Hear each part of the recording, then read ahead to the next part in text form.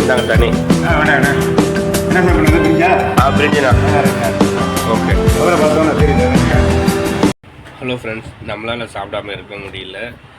ஒரு 3 மணிக்கெலாம் பசி ரொம்ப எடுத்துடுச்சு. சாப்பிட்டாச்சு, பரவாயில்ல.